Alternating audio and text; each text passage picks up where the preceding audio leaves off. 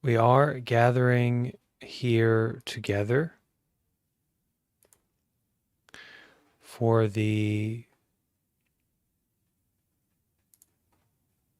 simple and clear purpose of practicing meditation,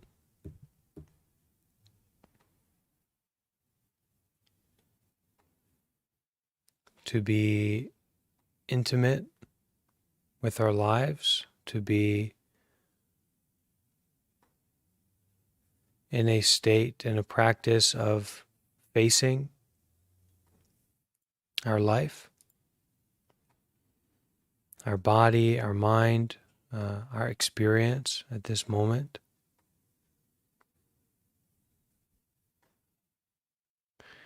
Up until this point of time, there have been many people who have gone on this journey of facing life.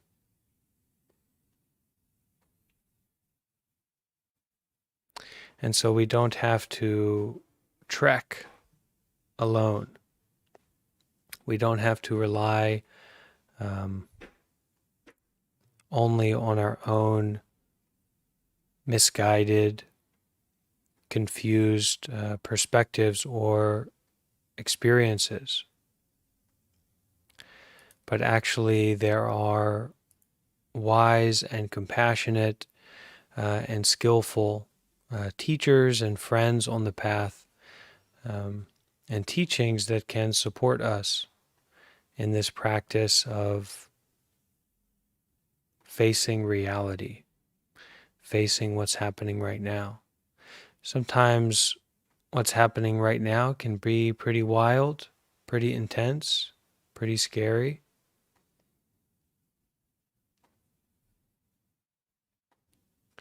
And sometimes it can be peaceful, calm, open. So, whatever our experience is, depending on how we relate to it, how we take care of it, how we allow it to be either an inspiration or a discouraging kind of factor, this is whether we grow and develop or we stagnate and fester. And the main principle, the deciding factor in if we develop or if we stagnate, is in facing this, showing up 100% to this experience right now without trying to change it, without trying to understand it intellectually, but just showing up and being with this moment.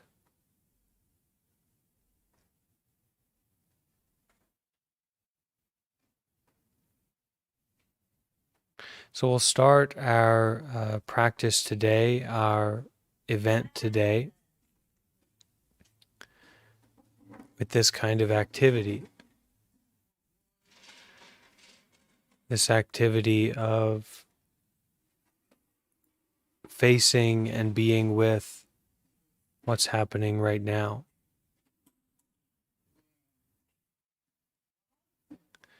So go ahead and take a moment to make sure that you're really comfortable.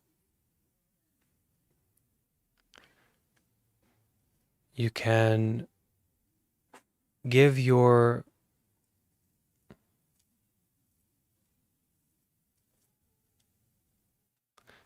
mind's awareness to the different parts of your body as you find a comfortable position.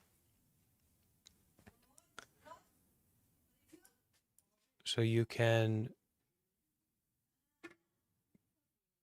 give your attention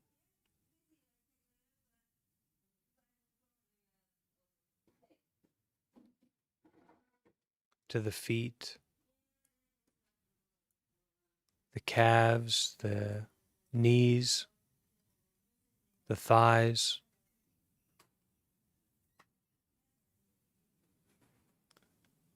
the buttocks, the pelvis. Make sure that everything is okay. Make sure that everything is comfortable. The stomach and the back,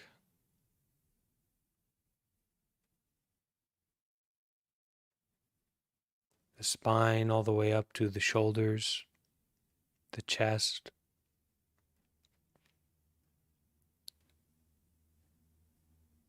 the neck, the jaw, the head,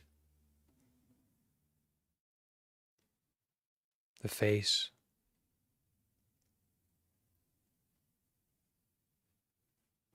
Make sure that everything at this moment is comfortable and relaxed as much as is possible.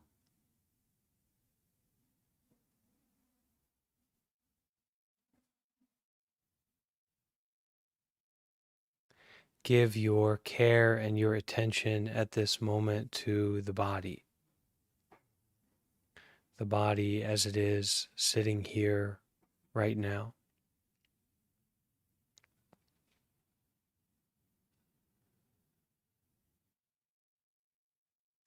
Breathing in deeply, you can follow the path of the breath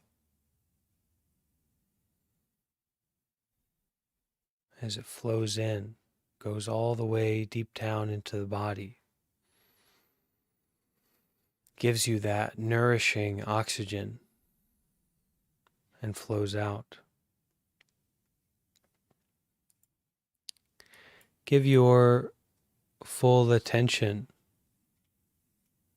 sincerity, curiosity to the body, the breath.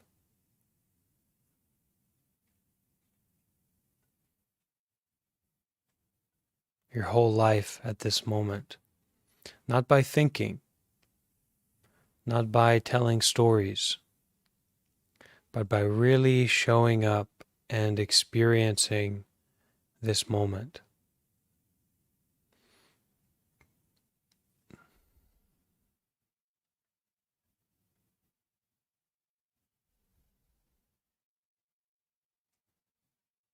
Feeling the real presence, the gravity of the body.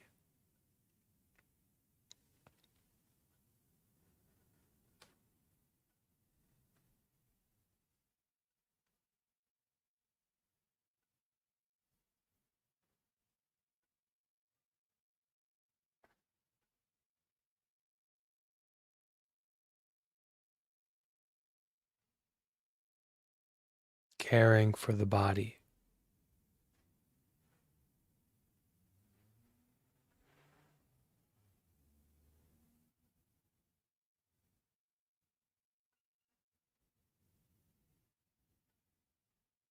Breathing and being with the body at this moment.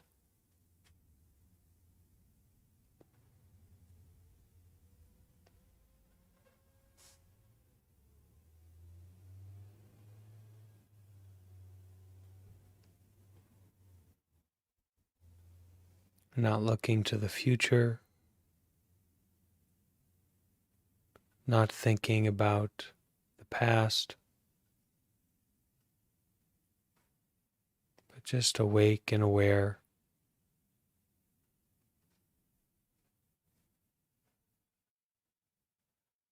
of the body just sitting here.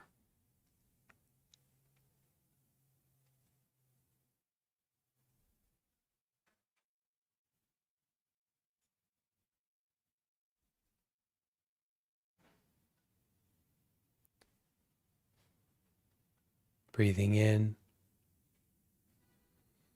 and breathing out.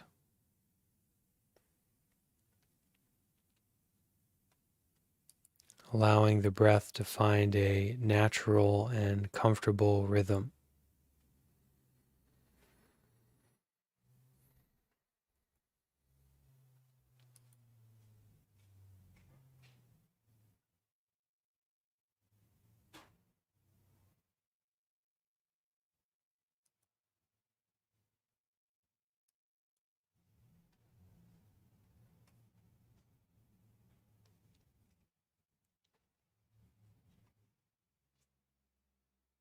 And as we find the body to be calmed and relaxed,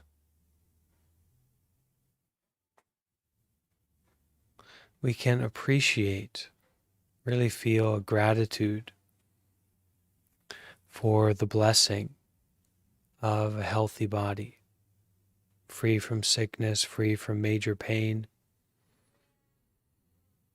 It's such a joy, it's such a gift, something to be so grateful for. The whole body just sitting here at this moment.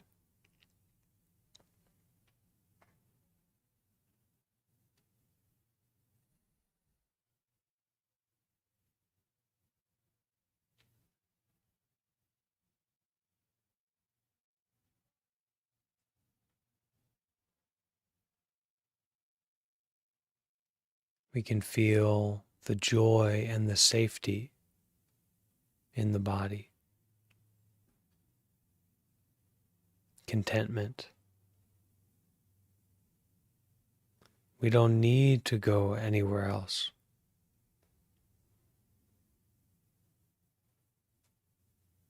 We don't need to look over our shoulder into the past.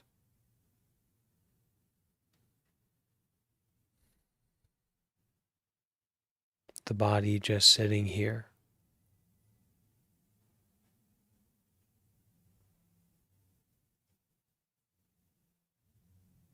The breath just happening.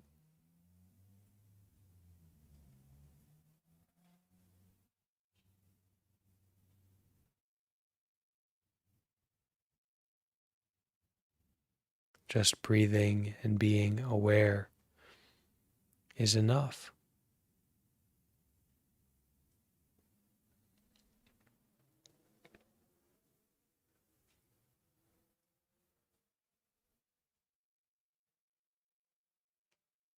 And we give our full attention, our full interest and curiosity to this just sitting, breathing, and being aware. See what it's like to endure, to be with difficulty, to be unconfused by confusion.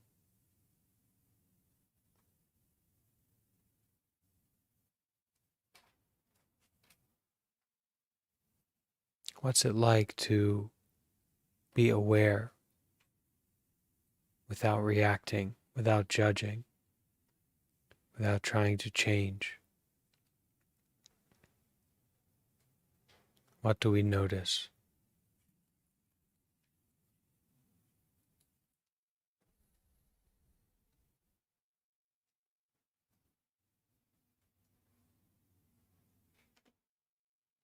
How does the body feel at this moment?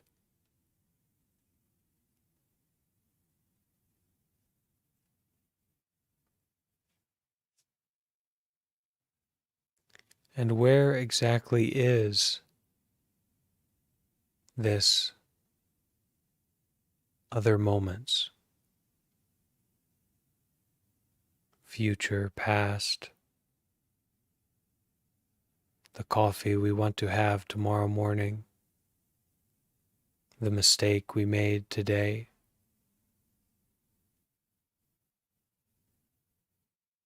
the weekend that we want to enjoy. Where exactly is all this?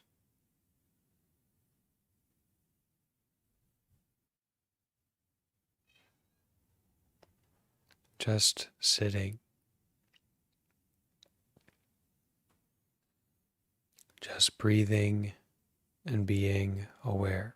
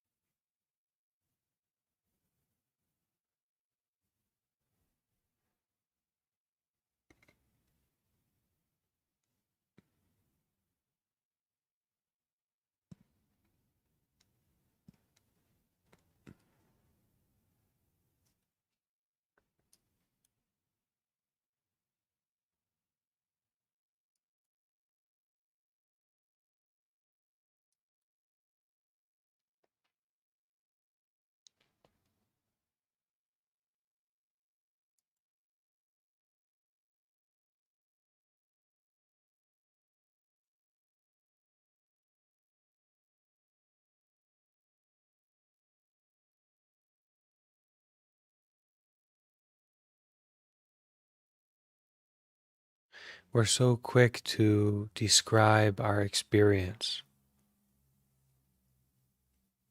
to add our thoughts, our preferences.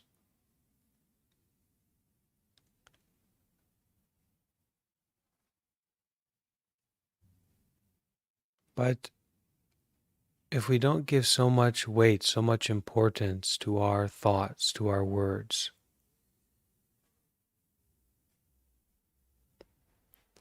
what kind of situation is this? What kind of experience is this? To be human, to be awake, to be aware, to be breathing.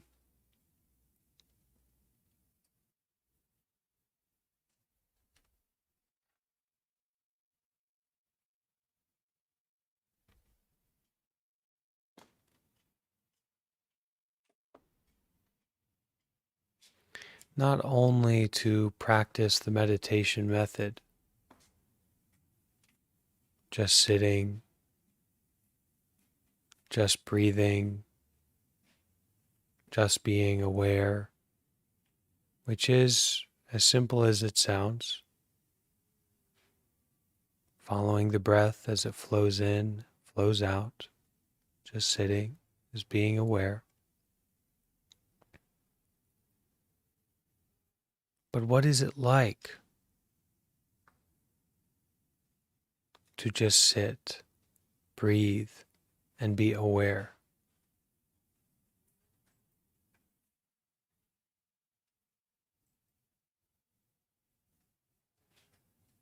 How deeply are we willing to go in this intimacy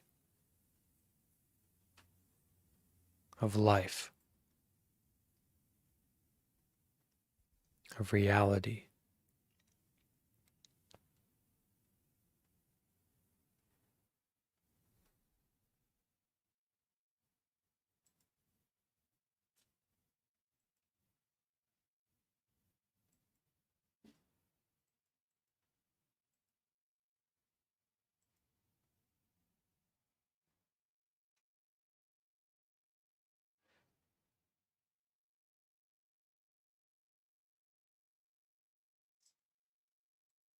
Look at every aspect of this experience.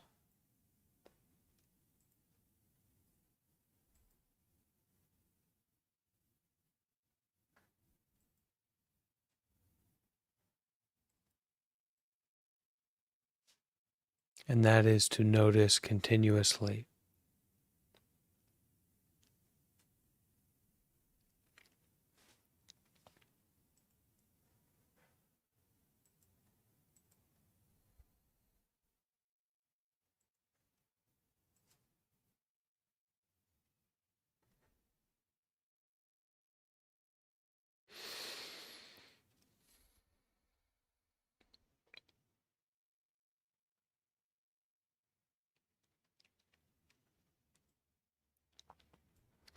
So today I visited a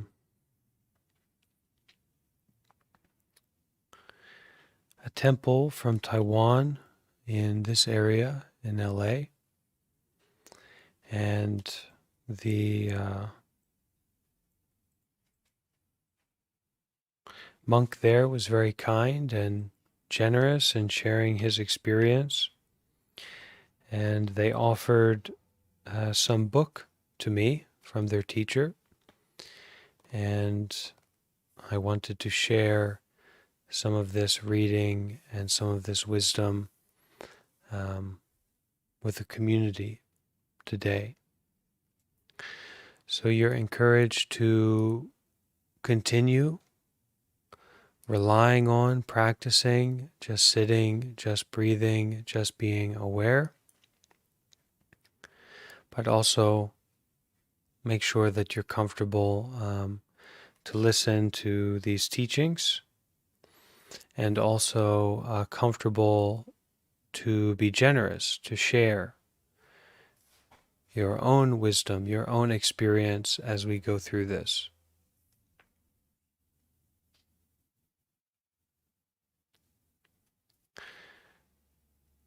philosophy of life.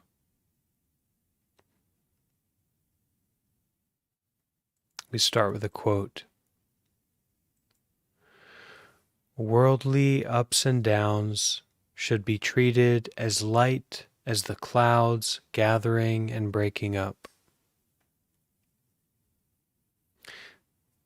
So we should treat these ups and downs in our lives lightly, not seriously. Don't think too much into it. Don't look too much into it. Take it as lightly as a cloud gathering and breaking up. Can you imagine if every time you heard about or saw or experienced in some way a cloud forming and dissipating, you started to become confused or worried or tried to solve the problem of clouds gathering and dissipating? Can you imagine what kind of life you would live?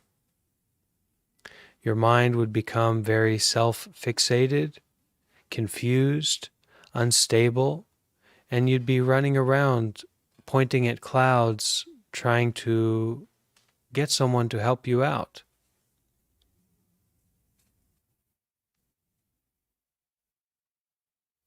Worldly ups and downs should be treated as light as the clouds gathering and breaking up.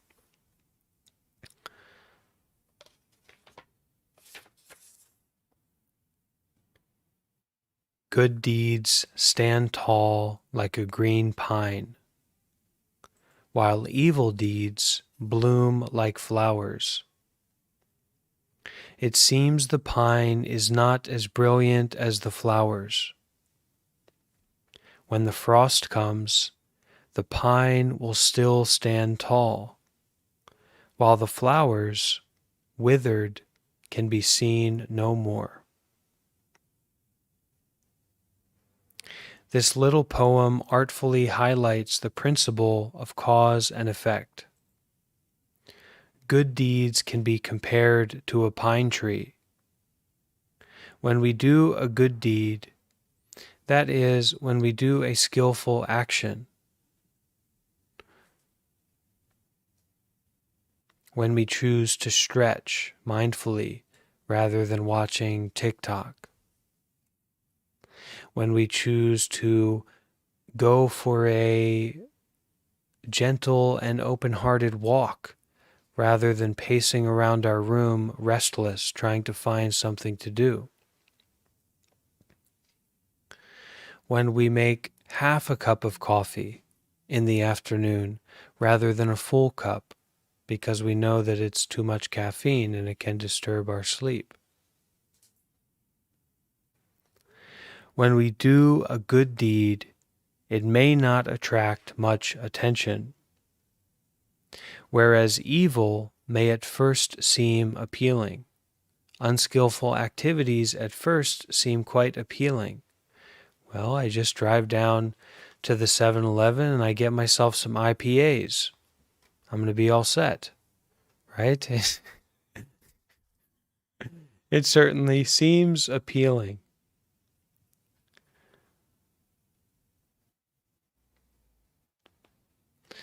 But when the time of retribution comes, goodness, no matter how plain, will beget goodness, while evil will only bring about ruin and demise. So it's 4 p.m. and we make a big, heaping hot cup of coffee because we like the taste of coffee and we like to get a bit of a jitter, right? Now we can't sleep all night. At that time, the coffee tasted sweet and delicious and special, but then we couldn't sleep all night, and now it's the morning and we've slept in, and we've kind of fallen out of our routine. Or we wanted to have a night of enjoying beer and alcohol, and we have one too many. And the next morning, well, look at this. Your nephew or your loved one has made a surprise visit, and now you're hungover, dehydrated, headached out. Now you can't enjoy, you can't take care of your loved one, and it's upsetting for yourself most of all. So when the time of retribution comes, that means that you will get what you give, for sure. When the time of retribution comes, goodness, no matter how plain, no matter how simple, no matter how basic, no matter how uninteresting, goodness, no matter how plain, will beget goodness. A good seed bears a good fruit, period. While evil, unskillfulness, activities based solely on selfish desire for pleasure, will only bring about ruin and demise. So our kingdom of peace will be quickly ruined. Let us use another example. Evil can be compared to a grindstone. When we use a grindstone every day, we do not notice it getting used up, until one day we realize it has become much smaller. Evil people are like the grindstone. You do not see from the surface that they are being worn out, but actually they are wearing out daily. Good people are like the orchid. You do not see it grow, but actually they are growing every day. If you do evil deeds, do not imagine no one will find out. You cannot escape from cause and effect, and even your own conscience.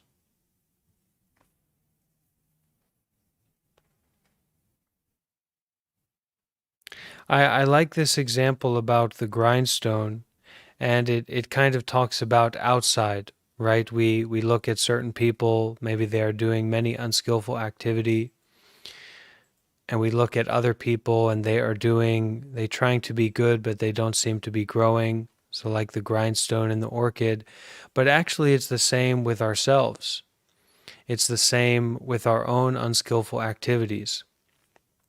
At that time when you are wasting your time, or you're drinking, or you're doing this or you're doing that, unskillful, not wise activity, right? At that time, it doesn't feel like you are wearing yourself out. It doesn't feel like you are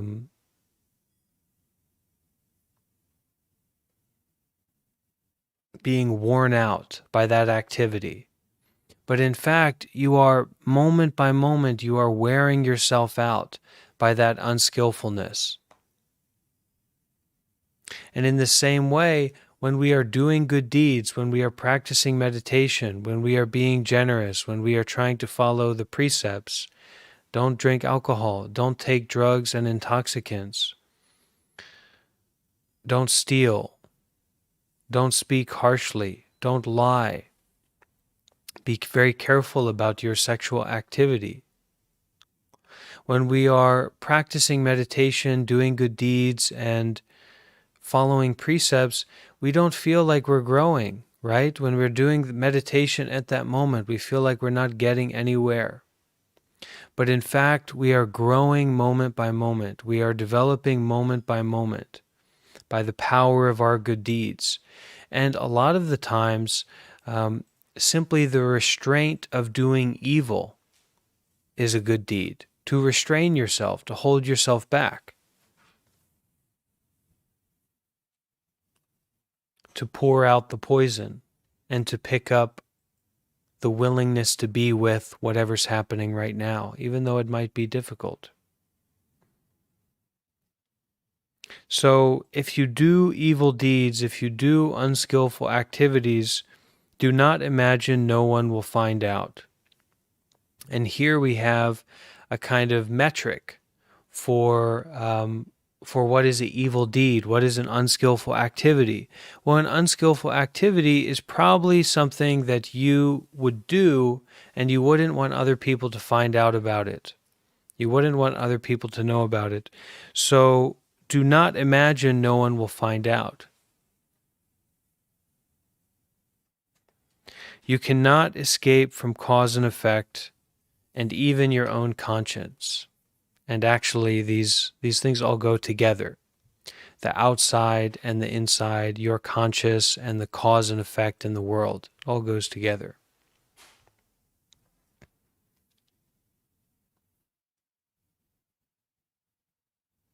So, do not worry about not getting good results for the moment.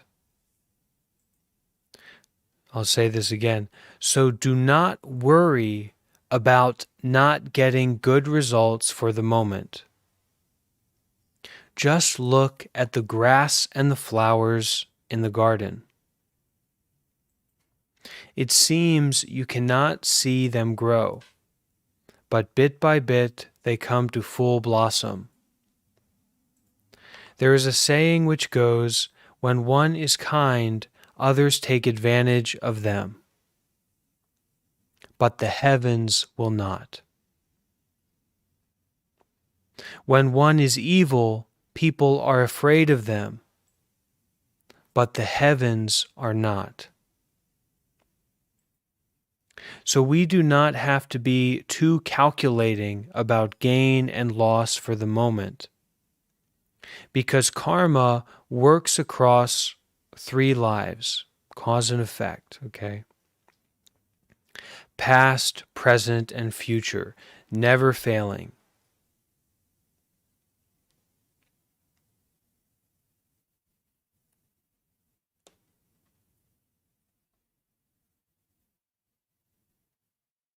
So we don't worry about the effects from good deeds in the same way that we don't worry about waiting to sit and watch the flower grow or the grass grow. It's growing. If the conditions are right and we're putting forth the right effort, we're sincerely trying to do good and trying to help, yeah, it's going to work. We are going to grow. We are going to develop for sure. I really like this saying. When we are kind, others may take advantage of us, but the heavens will not. The good effects from our good deeds will not take advantage of us.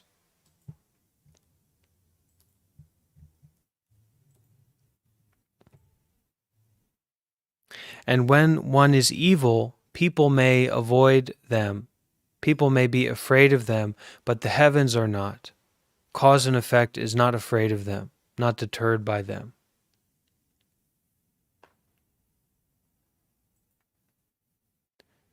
So we do not have to be too calculating about gain and loss for the moment. We just need to do good deeds. Do our best to do good, to help out, and to restrain from unskillfulness, to follow the precepts, to live skillfully. Try to be a good person.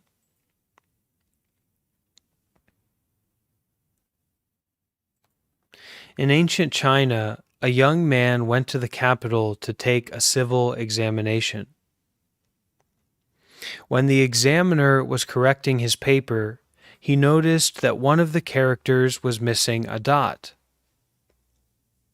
So one of the marks, the answers to the questions, was missing a dot. However, as he was about to deduct points from the exam score, a group of ants gathered at the place where the dot should be, as though trying to hide the error. The examiner tried to shoo the ants away. As soon as he used his hand to brush them away, another group of ants gathered at the same place.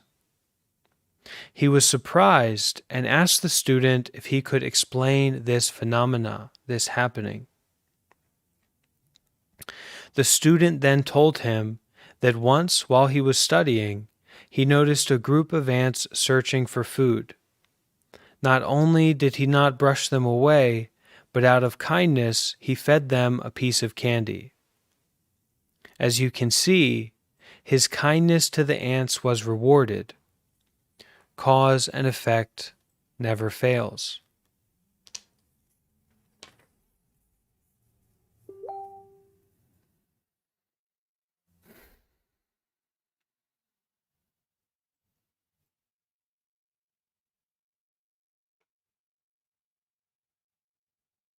So when is the next moment in your life when you choose to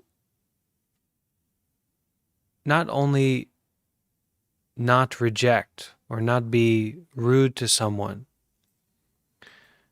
but actually to accommodate them and try to take care of them? Not only to try and avoid the inconvenience, the uncomfortableness, the difficulty that you might find in your life, but actually to step towards it and consider how you can care for that difficulty, how you can offer your support, how you can offer a piece of candy to those wandering, hungry ants.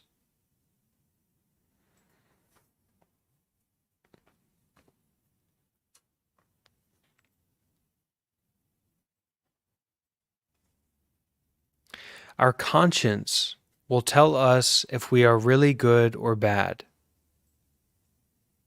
No need to ask the cause of our bad luck or good fortune.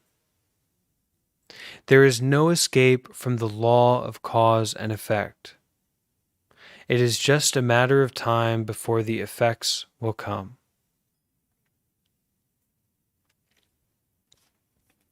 Our conscience will tell us if we are really good or bad. Others may not be able to tell if we are really good or bad, but we ourselves will know. Right? When we make a big mistake, when we try to change ourselves in some way for the better, and then we turn around and we do the thing that isn't good for us, or we get involved with the person that isn't good for us, others may not be aware of that. How could they? They see you in a different way. They see you in a way where they don't really know about you. They're just seeing you right now. And there's a beauty in that. I think there's a truth in that. But you will know. You will know if you are doing your best to be skillful or unskillful. You will know if you are continuously stepping up to the plate to take care and to be skillful.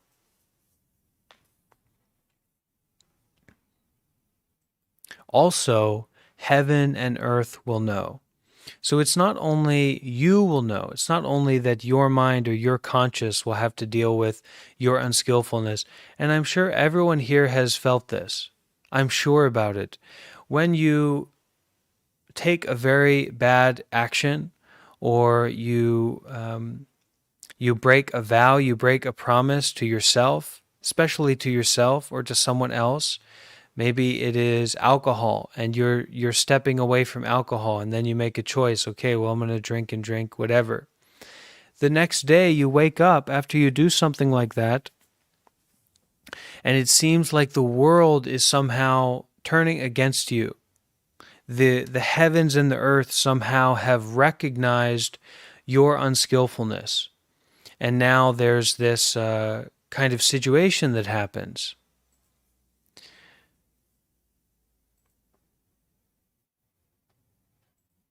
So we need to be really careful. We need to do our best. And this doesn't mean that those difficult situations aren't going to happen, but it does mean that we will be more and more ready to face them in a skillful way. Practicing restraint from unskillful activities and also doing good deeds more and more. We cannot escape from cause and effect. Thus, no need to ask the cause of our bad luck and good fortune. We don't need to ask about the reason. Why is this happening to me? Why am I like this? Why does this happen? Why does that happen? It's according to cause and effect. It's according to your actions, you know? So if you are unskillful, if you're not doing good deeds, if you're not following precepts, if you're not living a virtuous life and a life of carefulness and restraint and detachment, yeah, you're going to be getting involved in all kinds of messes and you're going to be confused and upset all the time. There's no need to ask the cause of our bad luck and good fortune. There is a need to do more and more good deeds.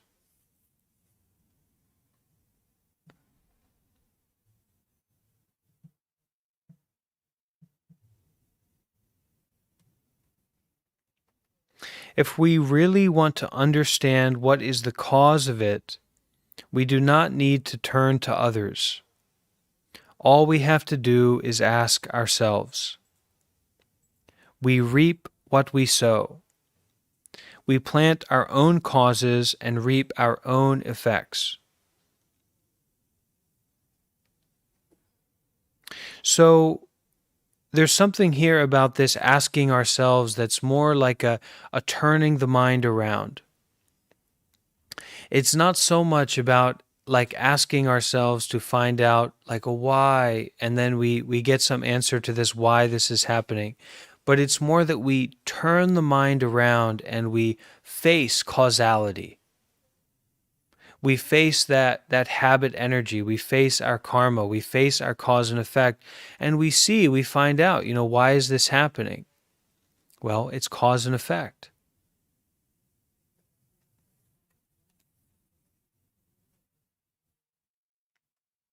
We reap what we sow. We plant our own causes and we reap our own effects. And this is very empowering to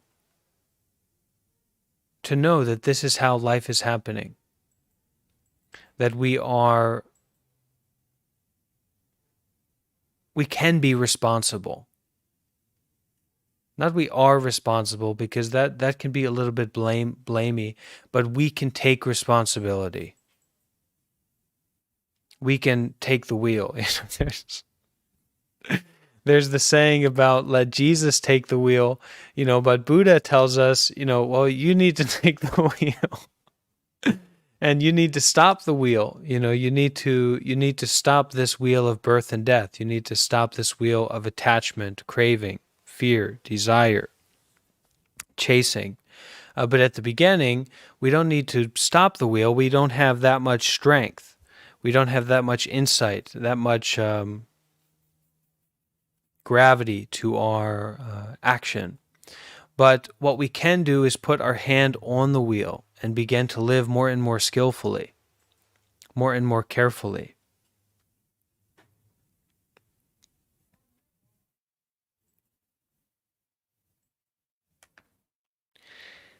There is an old poem to this effect. If we want to know what are the causes in our previous lives, we are living the consequences of those causes. If we want to know what our future lives will be like, all we have to do is look at what we are doing today. I'll read that again. If we want to know what are the causes in our previous lives, so if that why question, why is this happening? Why?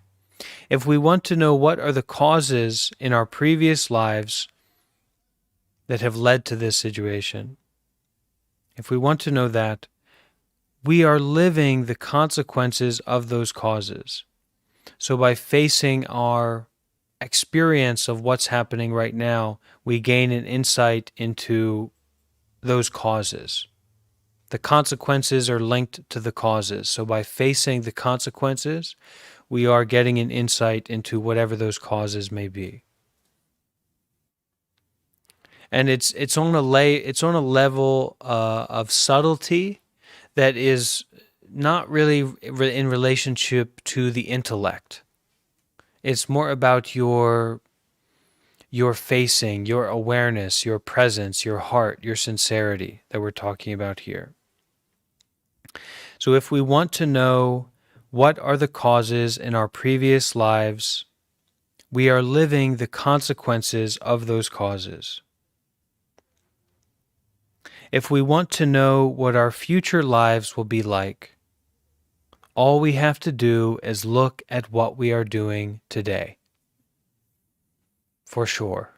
You're right. If you're spending all day drinking and, getting into arguments and things like that, well, where do you think you're going? It's, you know, you're going to a place that is in relationship to how you're acting now. Some may have doubts about the law of cause and effect. They may see some really nice people fallen into hard times, while some crooks are not punished and seem to have everything going for them. What they do not know is that it is the working of cause and effect. Period. Why are some nice people in hard times? The reason is they have not exhausted their bad karma from previous lives. It is just like paying off an old debt. Then why are some sinister people enjoying a good life? The reason is that they have not exhausted their good karma from previous lives. The law of cause and effect spans 3 lifetimes: the present, the past, and the future. There is no escape from the law of cause and effect. It is just a matter of time before the effects will come. So people hear this and, they're not very comfortable to hear about past and future lives. They don't want to hear it in this way. Our skepticism tends to come up when we hear something like this. But really, it's just about cause and effect, period. And it's just about that ability to take responsibility. So good people, in the worst of experiences, they can also become enlightened. They can also establish peace in their life. And really, it's about our mind. It's not about the environmental situation that we find ourselves in, that we have a good job or a bad job, or we have a lot of money, or people are nice to us, or people are mean to us. Yeah, it's difficult. It's a difficult situation. And we can certainly question, how is it possible to make progress in that situation? But it's possible because the mind does not rely on the outside situation. The mind relies on cause and effect, which is not simply based in the outside. And people are in the situation that they're in according to cause and effect. That's it. And when we talk about past and future lives, we're talking about the law of cause and effect as it relates to the past, the present, and the future. So it's a very, very deep topic, but if you understand it in the way that it's presented, if you just past, present, future life, past, present, future life, this is a digestible way that is pointing to the deeper fundamental truth that it's referencing about moment by moment cause and effect in an infinitely subtle way. So it is what it is.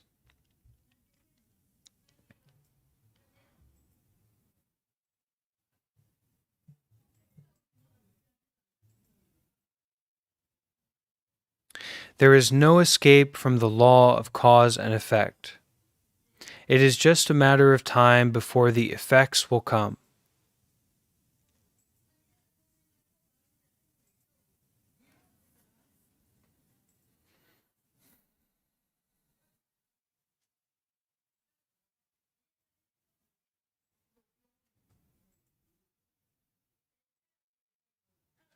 So, in some sense, we can say about karma and about past, present, and future lives, very importantly, is that in Buddhism, there's not a self that is going through this. So there's not like a true character in this world of experience that's going on. So, for example,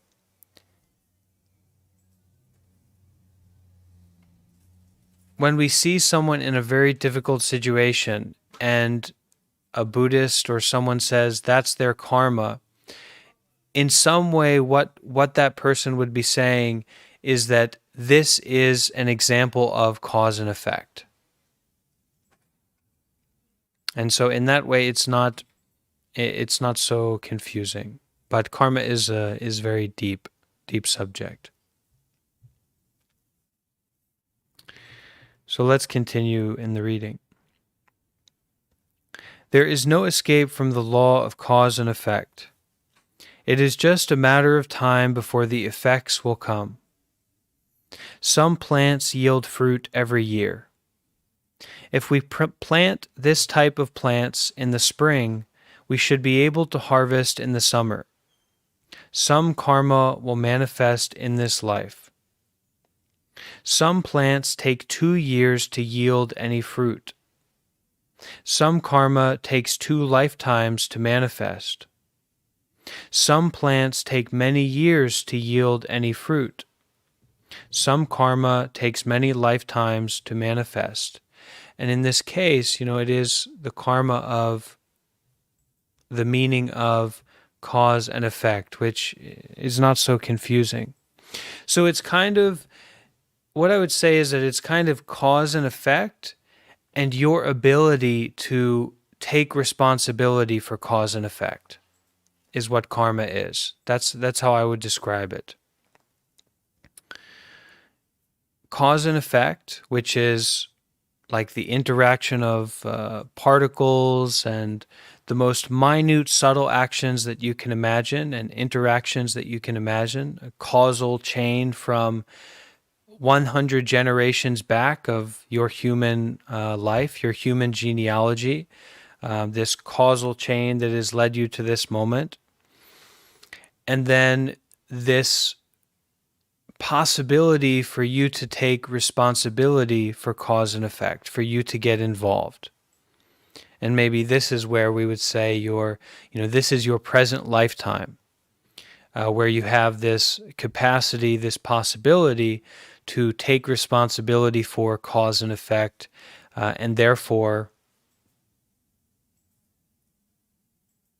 develop and grow and become enlightened. Kat, do you want to ask a question? Do you want to say something? You sure? No question. Okay. Anyone? What? Yeah, it's okay. No question, No, right? I'm good. Okay, I good. appreciate it. Yeah. Um, Anyone have a question? Stephanie, go ahead. The flowers, anger, and life and self meanings as equals variety, the world of mm, I don't the monk and anger, depressed or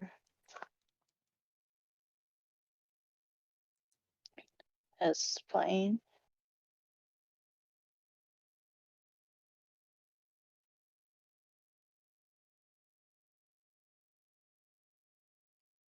So sometimes our evil deeds are like a flower in that they quickly bloom and they seem appealing. The bad things that we do, we drinking a lot of soda or we drinking a lot of alcohol or whatever. And at the first moment, it's just like a flower. It's bright and it's attractive and it's enjoyable. But when winter comes, that flower is going to quickly wilt. It's going to quickly disappear. But the pine tree of doing good deeds, of being patient, of practicing restraint, drinking water instead of soda, drinking coconut water instead of alcohol, it might not seem so exciting at that time, but these good deeds are like a pine tree, a Christmas tree. It's going to endure, it's going to continue, even though at the beginning it might not seem so attractive, so interesting. Okay? All right. Thank you for your sharing, Stephanie. That was wonderful. I do have a question. Okay. How do we begin, I guess, how do we get into this situation in the first place? You say cause and effect, right? Is there a starting point? In Is it a lineage or is it some type of Well, I'm just in this case, you're not going to be responsible in the past. Who knows what your capacities are going to be in the future? At this moment, in your life right now, you have a capacity to take responsibility for cause and effect.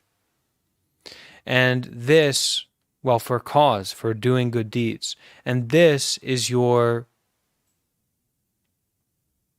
moment of practice. This is your lineage, this present moment.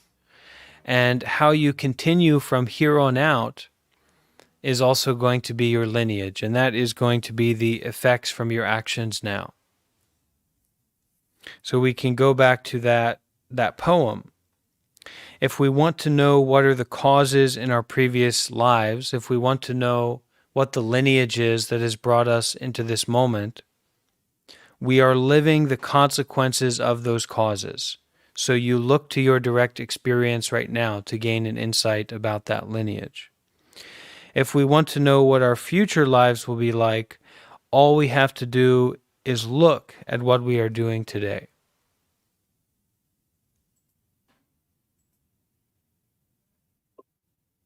I guess what I'm asking is, was there a point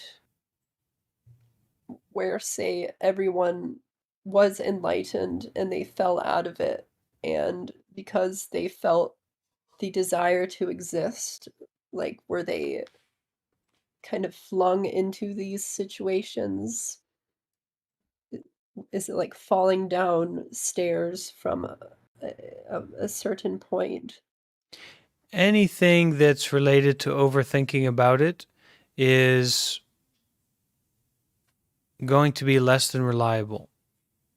As for, coming from enlightened caveman, no. We come from primates, and then at some point we can categorize ourselves as humans. So we are in the human realm. We are human beings. And as human beings, we have an innate capacity to become enlightened according to the experience of the Buddha or people who represent similar experience as the Buddha, but specifically the Buddha. And so that is the lineage of enlightenment from the Buddha, from the Buddha's awakening, from the Buddha's enlightenment. Outside of that, we come from stars, right? Carl Sagan, we come from stardust. We come from dinosaurs and squirrels and things like that, right? Primordial squirrels. So as a human being, we're in a unique situation at this present moment to take responsibility for our life. And we have the capacity to become enlightened, which is unique and not just like any animal. But, we have this ability to be free from suffering, to be enlightened, to be at peace.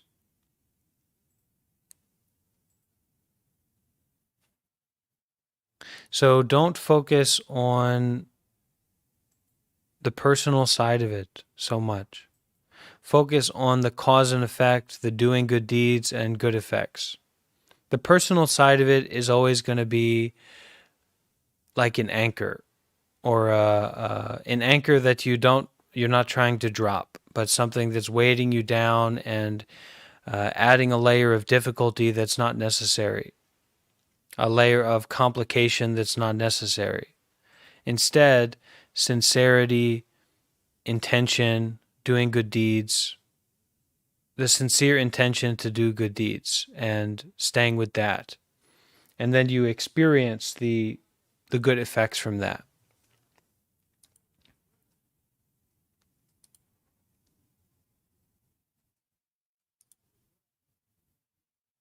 Okay, great. Thank you, Kat.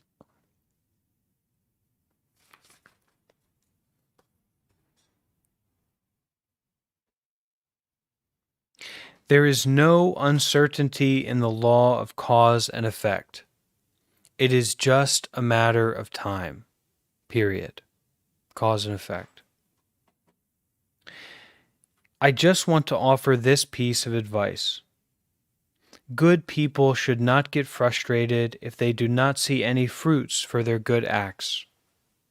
Sinister people should not think that they are lucky for not getting caught, for their time will come.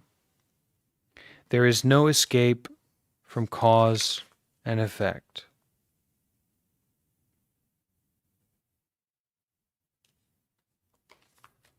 So that is where we are going to finish our reading today. I think we're going to be reading a lot more of Master Hsing Yun, Hsing Yun's books and texts, because I feel an affinity towards him in his teachings. So maybe we'll get some links to some books and different things to share.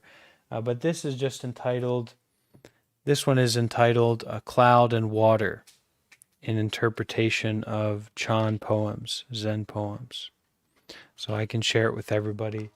I'm sharing it with you all. I'm sharing it with you now.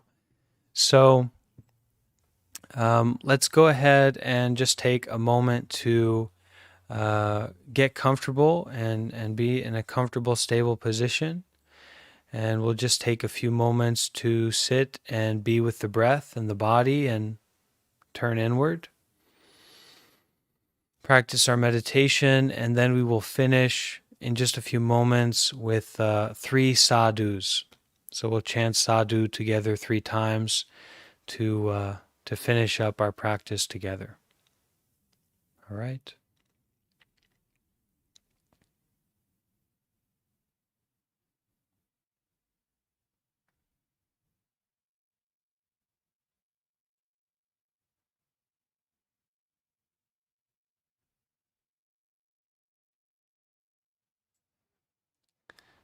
Allowing that Dharma rain to sink deeply into the field of our body and mind. Opening our lungs and our heart and our body to this moment, to this peace, to this sincerity, to this doing good. Enjoying that for just a moment.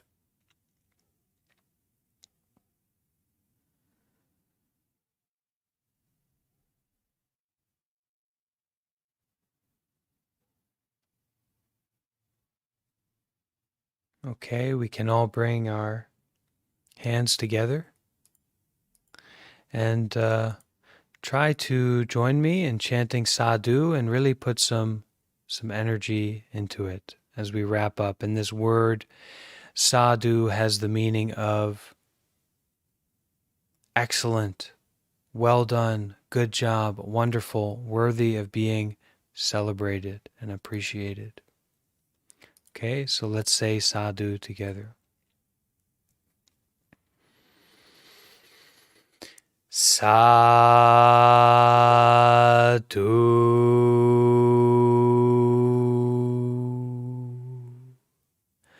Sadhu.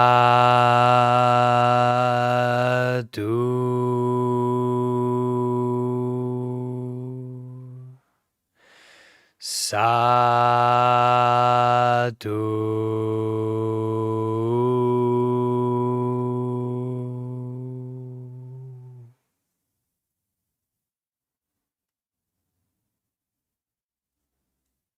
Okay. Thank you all for being here. May you be happy. May you be peaceful. May you be free from suffering. And I hope that we can continue on this journey together of doing good deeds. All right. See you again soon. See you tomorrow at this time. All right. Actually, I want to ask. I don't want to ask anything. See you tomorrow at this time, okay? Yeah. Take care. Thank you, Bante. Thank Yeah. you.